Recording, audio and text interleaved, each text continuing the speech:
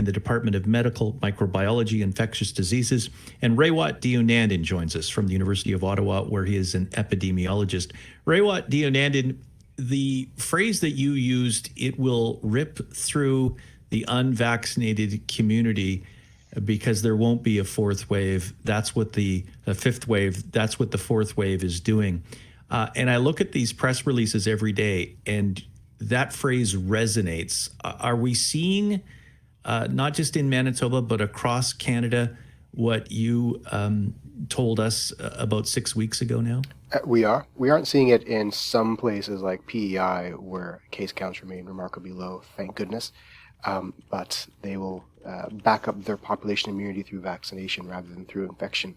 So one way or another, we're going to get sufficient community immunity via this disease in the next few months. Hopefully it happens via vaccination, not via infection and recovery. Jason Kindrachuk, when you look at the numbers and you look, we had 3 deaths yesterday, 4 today, or the other way around. That's pretty sobering. 7 Manitobans losing their lives within the last couple of days, are 7 Manitobans fewer that we have to spend time with their families and take part in community activities and do good things in Manitoba. And how frustrating is it that it's preventable in some cases? I mean, that's the absolute nail on the head there, right? It's the fact that we are now in the space that this is a vaccine preventable disease. I think we are doing everything we can in regards to messaging. The data is the data. It's being presented transparently to the community. I don't know what is going to be that thing that is going to precipitate people to finally say, okay, yes, I have to get vaccinated. This has gotten to be a humanitarian crisis. I don't know when that's going to be, but it surely should continue to resonate for us. And certainly we can't lose sight that each day people are dying, unfortunately, of a vaccine preventable disease.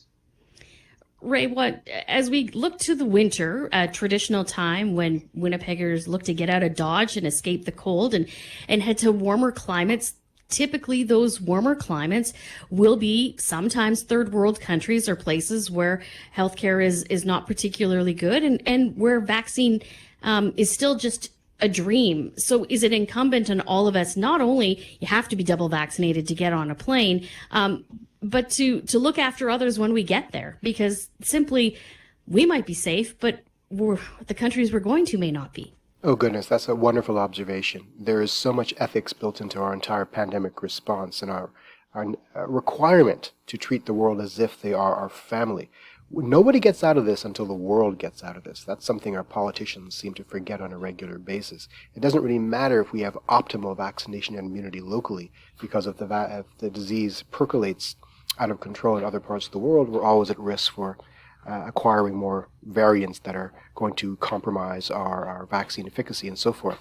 At an ethical level, absolutely. We should not expose unvaccinated people to potential infection. Now, as you noted, it's impossible to get on a plane unless you have proof of vaccination, but people are going via boat, or via personal yacht and things like that. So people are moving infection around the world in an irresponsible manner, and that needs to be curtailed. So do we need to do even more testing here to intercept this? What's your advice? I don't know if testing is going to solve the problem. I think what we need is wide-scale public education and a civics response. In fact, so much of our crisis is based upon an inability of much of the public, not the majority, but a substantial number of people, to poorly understand risk analysis and to poorly understand the limitations of science.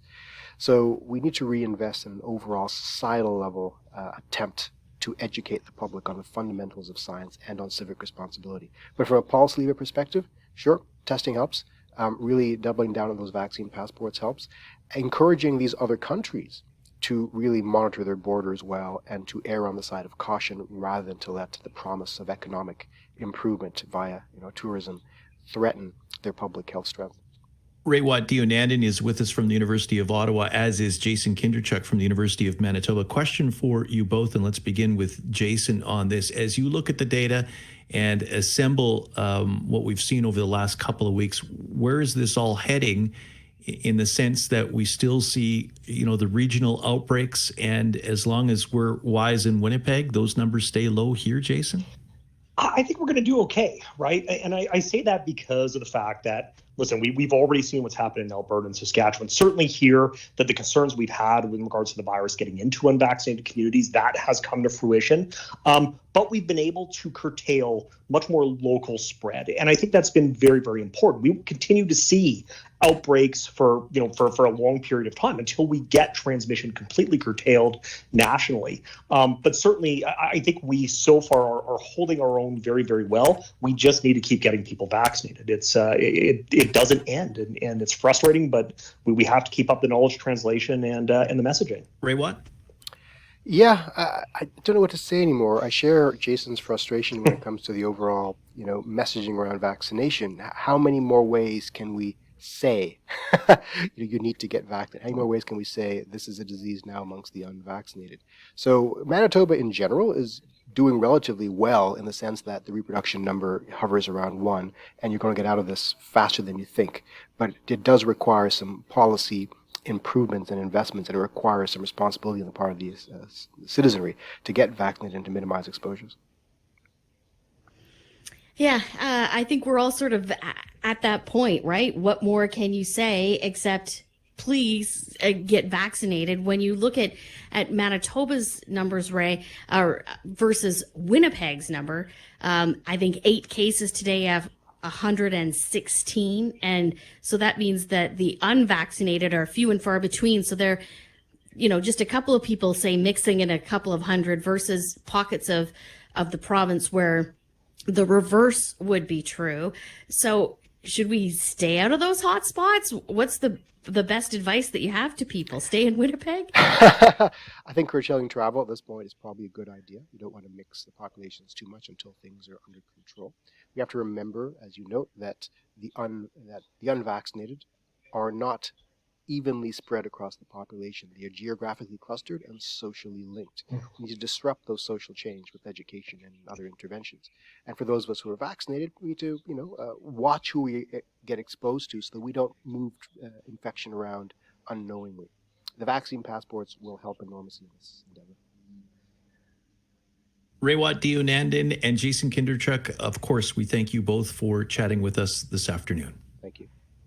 Thank you. Raywat Deonandan from the University of Ottawa, Jason Kinderchuk from the University of Manitoba.